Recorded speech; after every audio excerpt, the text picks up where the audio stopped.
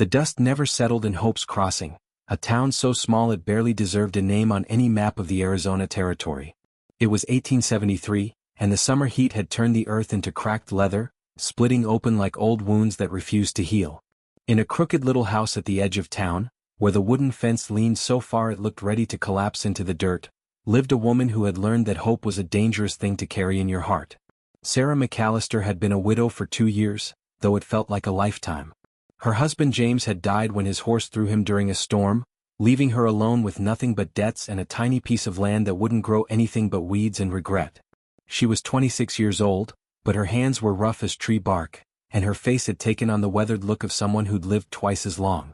Every morning she woke before dawn, and every night she fell into bed with muscles screaming and a heart that had gone numb somewhere along the way. But the worst part of Sarah's life wasn't the poverty or the loneliness. It was her husband's brothers, Jacob and Thomas McAllister, who had decided that since James was gone, everything he'd owned now belonged to them, including his widow. They lived just a quarter-mile down the road in a house their father had left them, and they came around almost every day, always with demands, always with cruelty hiding just behind their yellow teeth and whiskey breath. On this particular morning, Sarah was in her small kitchen, trying to make something edible from the cornmeal and lard that was all she had left, when she heard the sound of boots on her porch. Her whole body went rigid, the way a rabbit freezes when it hears the hawk's cry. She knew those footsteps. She'd learned to recognize the heavy, careless way Jacob walked, dragging his feet like he owned the whole world and everything in it. The door banged open without a knock. Jacob filled the doorway, a big man gone soft around the middle, with a face red from sun and drink. Thomas came in behind him, thinner and meaner, with eyes like a snake watching a mouse hole. Sarah didn't turn around. She kept her hands on the bowl in front of her, mixing the batter even though her fingers had started to shake. "Morning, sister," Jacob said, and the word came out like an insult. "Come to collect what you owe us for this month."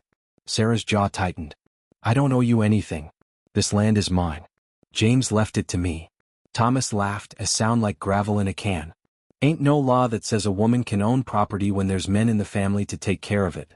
You're living here on our charity, Sarah, and it's about time you showed some gratitude." She finally turned to face them, clutching the wooden spoon like it might protect her. "I've given you everything I have. There's nothing left." Jacob moved closer, and she could smell the whiskey on him even though it wasn't yet 8 in the morning. "Then maybe it's time you started earning your keep in other ways. A woman alone needs protecting, and protection costs." The threat in his voice was clear. It had been growing clearer every week, every visit. At first, after James died, they'd just taken things from the house, little items they claimed had belonged to their father originally. Then they'd started demanding money she didn't have. Then came the violence, small at first, a shove here, a slap there, always with Thomas holding her arms while Jacob delivered the blows, always followed by warnings about what would happen if she told anyone in town. But who would she tell? The sheriff was Jacob's friend, spent every evening drinking with him at the saloon. The preacher was an old man who believed women should submit to male authority in all things. The townspeople looked the other way because the McAllister brothers, for all their faults, had money and influence that Sarah simply didn't have. "Get out of my house," Sarah said, and her voice came out stronger than she felt. Jacob's face darkened.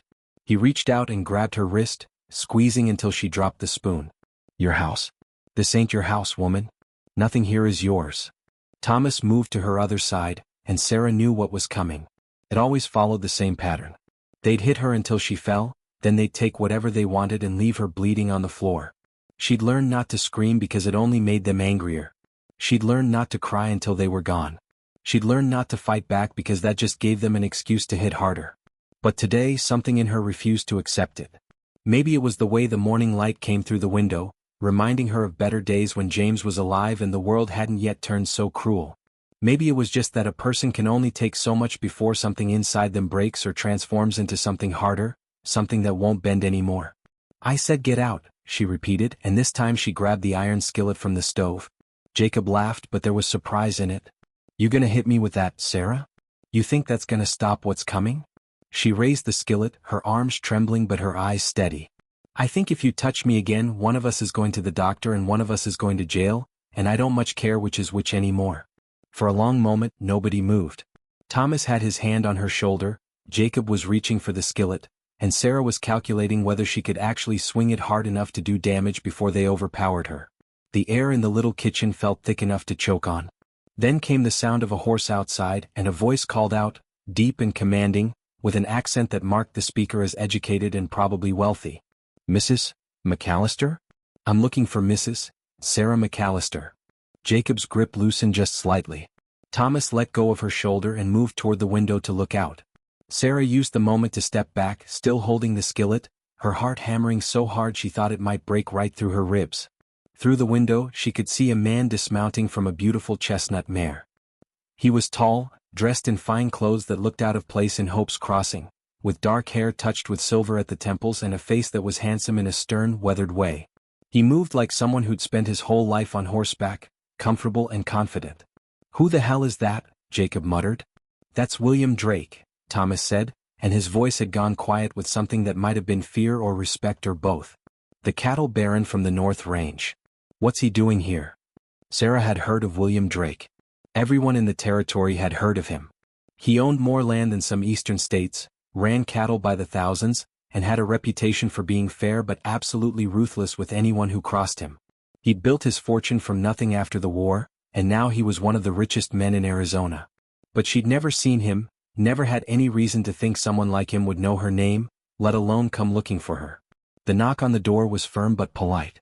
Jacob and Thomas exchanged a look, and some silent communication passed between them. Jacob turned to Sarah. "You say one word about our business and you'll regret it. Understand?" She didn't answer, just moved to open the door, still holding the skillet because her hands didn't seem to want to let it go. William Drake stood on her porch, hat in his hands, and when he looked at her his eyes took in everything with the quick assessment of a man used to reading situations. He saw the skillet, saw the way her face was pale and her hands were shaking, saw Jacob and Thomas standing in the kitchen behind her like wolves caught in a henhouse. "Mrs. McAllister," he said, and his voice was gentler than she expected from a man of his reputation. "My name is William Drake. I wonder if I might have a word with you. In private, if possible." Sarah stood in the doorway, caught between the threat behind her and the mystery in front of her, trying to make sense of why William Drake would be standing on her porch. The richest rancher in the territory didn't just show up at a widow's house asking for private conversations. Behind her, she could feel Jacob and Thomas radiating hostility, but they wouldn't dare do anything while Drake was here. Even they weren't that stupid. Of course, Mr. Drake," Sarah managed to say, though her voice came out smaller than she wanted. She set the skillet down on the table near the door and stepped out onto the porch, pulling the door closed behind her. Her hands were still trembling. Drake's eyes followed the movement, then returned to her face with an expression she couldn't quite read. Concern, maybe, or calculation. "Perhaps we could walk a bit? What I have to say isn't for other ears." They walked away from the house, toward the scraggly cottonwood tree that provided the only shade on her property. Sarah could feel Jacob and Thomas watching from the window. Her heart was still racing, and she had no idea what this conversation could possibly be about. Had she done something wrong? Was Drake here to claim her land for some debt she didn't know about? The possibilities spun through her mind, each one worse than the last. When they were far enough from the house, Drake stopped and turned to face her. Up close, she could see the lines around his eyes, the silver in his hair. He was probably in his early 40s, she guessed, with the kind of presence that came from years of command.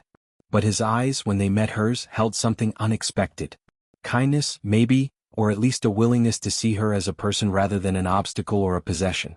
"Mrs. McAllister, I'm going to be direct because I don't believe in wasting time," he said. "I need a wife and I'd like that wife to be you." Sarah blinked. For a moment she thought she'd misheard him, that the stress of the morning had finally broken something in her mind. "I'm sorry, what?" "I'm proposing marriage," Drake continued, and he said it the way another man might propose a business deal, which she supposed it was. "I know this seems sudden and I know we've never met before today. But I've made inquiries about you, and I believe we could come to an arrangement that would benefit us both." Sarah's mind was reeling. She couldn't process this.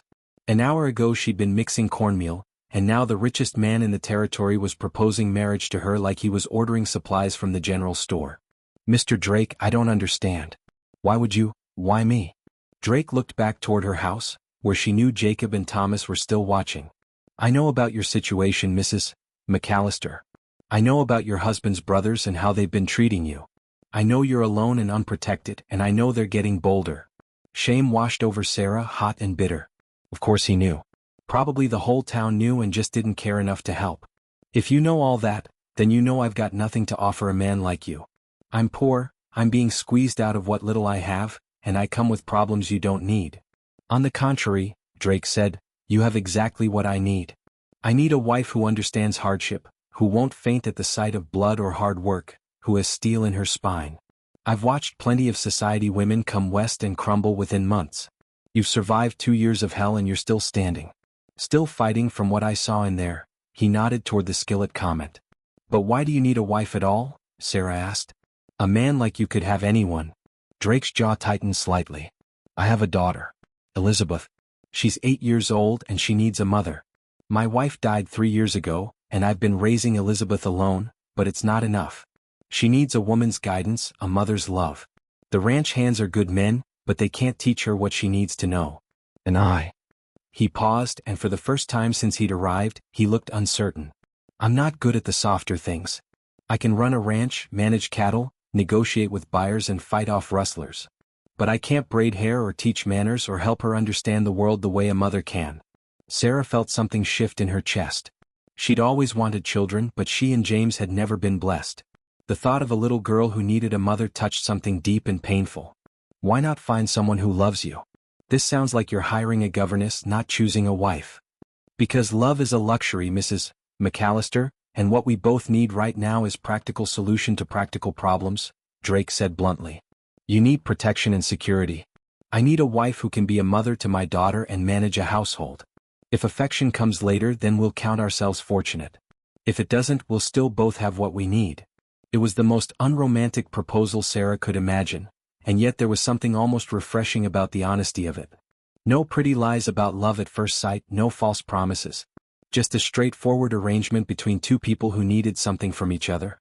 What exactly are you offering? Sarah asked, and she was surprised at how steady her voice had become. I'm offering you my name, my protection, and a home. You'll be lady of one of the largest ranches in the territory. You'll have everything you need and more. In return, you'll care for Elizabeth, manage the household, and stand beside me as my wife in all ways. I won't ask more of you than you're willing to give, but I also won't tolerate cruelty toward my daughter or betrayal of my trust. And your daughter? Does she know you're out looking for a new mother for her? Drake's expression softened slightly. She knows I've been searching. She's a lonely child, Mrs. McAllister. The ranch is isolated and she has no playmates, no one to teach her the things her mother would have taught her. She wants a mother. She's asked for one. Sarah looked back at her house, thought about Jacob and Thomas in there, thought about the violence that was waiting for her, the slow grinding poverty that was crushing her day by day. Then she thought about a little girl somewhere who wanted a mother, who was lonely and lost just like Sarah was. It wasn't love, but maybe it was something better. Maybe it was purpose. Those men in my house, Sarah said slowly. They won't let me go easily. They think they own me. Drake's face went hard. They don't own you, Mrs. McAllister. No one owns you. And if they try to stop you, they'll learn very quickly that threatening my wife is a mistake they'll only make once. The way he said, my wife, sent a strange feeling through Sarah's stomach. Not fear exactly, but something powerful and overwhelming. This man was offering her a way out, a chance at a new life, and maybe even a chance to matter to someone again. When would this marriage happen? She asked. Today, if you're willing. I have a preacher waiting in town. We can go there now, sign the papers, and you'll never have to come back to this house again. Everything you want to bring I'll have collected and brought to the ranch. But you'll leave with me today as my wife, under my protection. Sarah took a deep breath. She thought about James, about the love they'd shared that hadn't been enough to protect her from what came after. She thought about her dreams of romance and passion, all the things she'd believed in when she was young. And then she thought about survival, about a little girl who needed a mother, about a man who was offering her honesty instead of pretty lies. Yes, Sarah said. I'll marry you. Drake's face didn't change much, but she saw something like relief flash through his eyes. I'll give you a few minutes to gather your things. Only take what matters to you. Everything else can be replaced.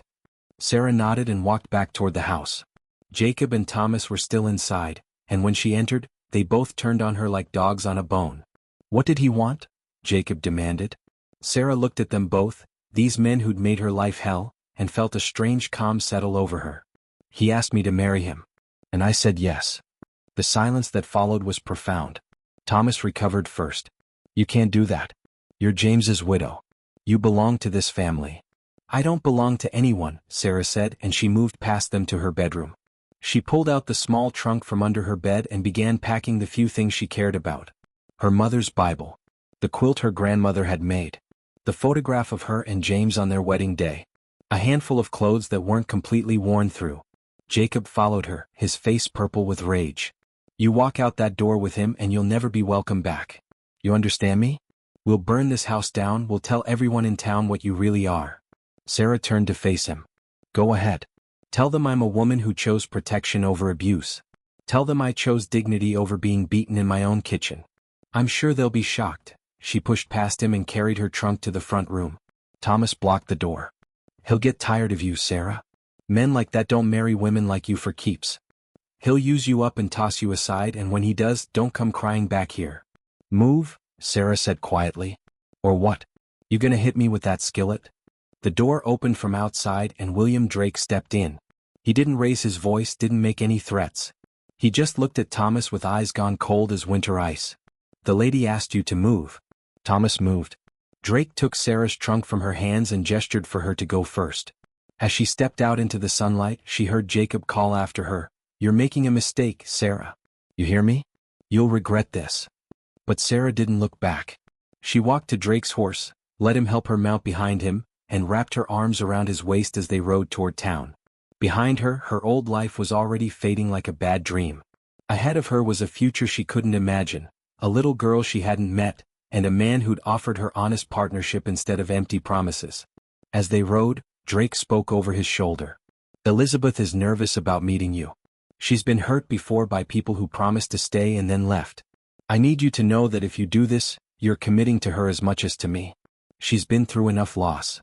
"So have I," Sarah said quietly. "I understand loss, Mr. Drake. And I don't make promises I don't intend to keep." "William," he said. "If we're to be married, you should call me William." "William," Sarah repeated, and the name felt strange in her mouth.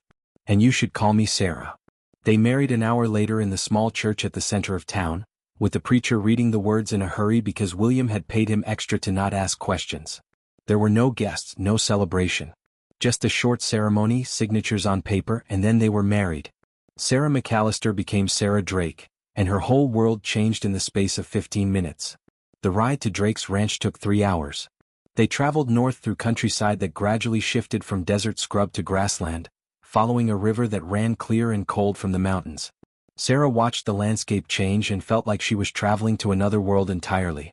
This was nothing like the dusty, desperate edge of Hope's Crossing. This was open country, beautiful and wild, full of possibility.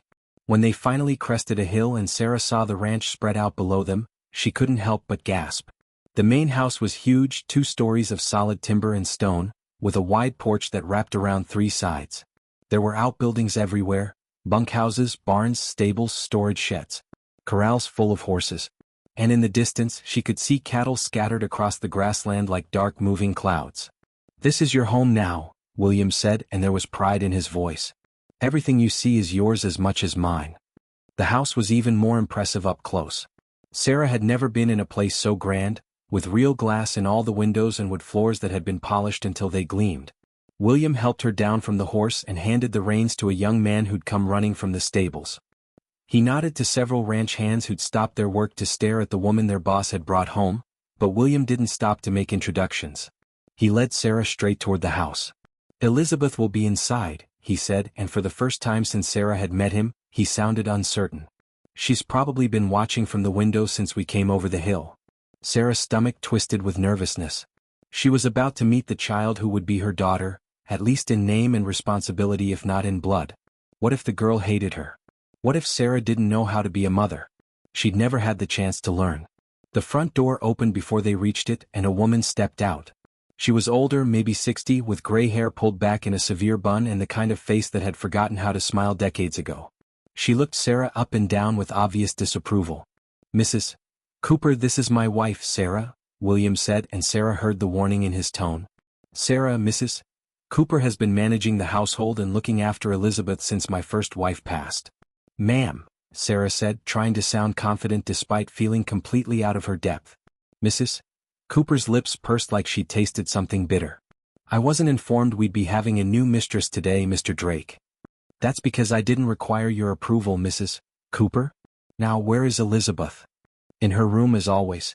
The child spends more time alone than is healthy if you ask me, but no one listens to Mrs. Cooper. William's jaw tightened, and Sarah could see that the relationship between him and the housekeeper was strained. Thank you, Mrs. Cooper. We'll go up to see her now. He led Sarah through the house, up a wide staircase and down a hallway lined with closed doors. At the last door he paused and knocked gently. Elizabeth? May we come in? There was a long silence and then a small voice said, Is she with you? Yes, she is. Her name is Sarah, and she's come to be your new mother. Another silence. Then, does she have to come in? William looked at Sarah with an expression that might have been apology. He opened the door slowly and stepped inside. Sarah followed, her heart pounding. The room was beautiful, filled with toys and books and everything a child could want.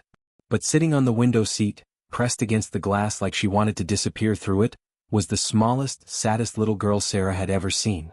Elizabeth Drake had her father's dark hair and her mother's delicate features, but her eyes were huge and haunted in a face too thin and pale. She wore a beautiful dress that looked expensive and uncomfortable, and she held a rag doll clutched against her chest like armor. Elizabeth, this is Sarah, William said gently. She's going to live here with us now. The girl's eyes fixed on Sarah with an intensity that was unnerving in someone so young. Are you going to leave like the others? Sarah's heart broke a little. She moved slowly into the room and knelt down so she was at eye level with Elizabeth. What others, sweetheart? The governesses. Daddy hired 3 of them and they all left. Mrs. Cooper said it's because I'm difficult and this place is too hard for Eastern ladies. Elizabeth's voice was flat, like she was reciting facts she'd heard too many times. Are you an Eastern lady? No, Sarah said honestly. I'm from a little town called Hope's Crossing, and I've lived in the territory my whole life. I know about hard places and difficult times. And I'm not here as a governess, Elizabeth. I'm here as your father's wife, which means I'm here as your mother if you'll have me. Elizabeth's grip on her doll tightened. My mother died. She got sick and the doctor couldn't help her and she died. Everyone I love goes away. Sarah felt tears prick her eyes. She understood that fear, that sense that everyone you care about will eventually abandon you one way or another. My husband died too, she said softly. So I know what it feels like to lose someone you love. And I know it makes it scary to love anyone new because what if they leave too? But Elizabeth, I made a promise to your father today, and I'm making a promise to you now. I'm not going anywhere. This is my home now and you're my daughter now and I'm going to be here. How do you know? Elizabeth whispered. How do you know you won't get sick or go away? I don't know, Sarah admitted. Nobody knows what tomorrow will bring. But I can promise you that I'll fight with everything I have to stay, and I'll love you with everything I have while I'm here. Sometimes that's all we can promise each other. Elizabeth studied her for a long moment, and Sarah could see the war happening behind those dark eyes. Hope fighting with fear, need fighting with the instinct to protect herself. Finally, the little girl asked, Can you braid hair? Sarah smiled. Yes, I can. Would you like me to braid yours? Elizabeth nodded slowly. Sarah held out her hand, and after a hesitation that felt like an eternity, the little girl took it. As Sarah began to gently unbraid Elizabeth's messy plaits and comb through the tangles, she felt William watching them from the doorway. When she glanced up, she saw something in his face that hadn't been there before. Warmth maybe.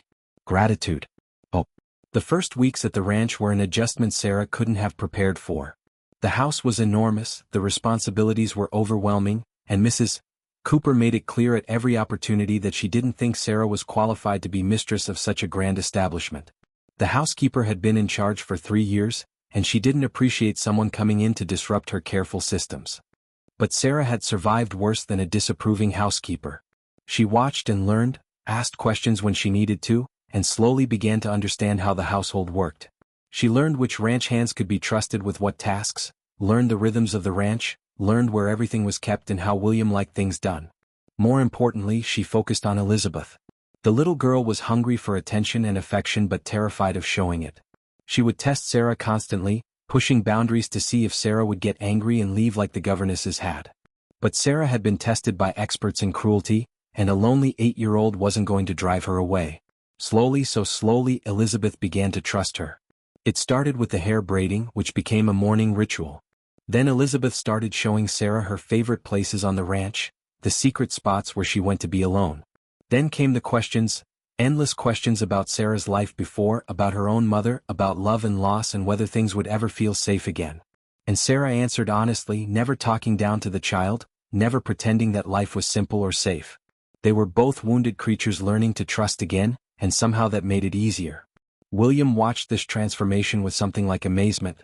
One evening, about 6 weeks after Sarah had arrived, he found her in the library reading to Elizabeth, the girl curled up against her side like a small cat. When Elizabeth fell asleep, Sarah carefully carried her upstairs and tucked her into bed, something Elizabeth had never allowed anyone to do before. When Sarah came back downstairs, William was waiting with 2 glasses of whiskey.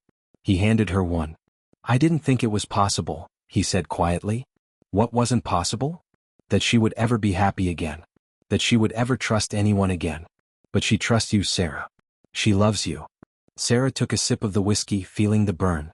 "I love her too. She's an easy child to love, William. Once you get past the walls she's built to protect herself." William was quiet for a moment, studying his glass.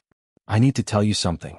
About why I chose you, and it's not just the reasons I gave you that day." Sarah's stomach tightened.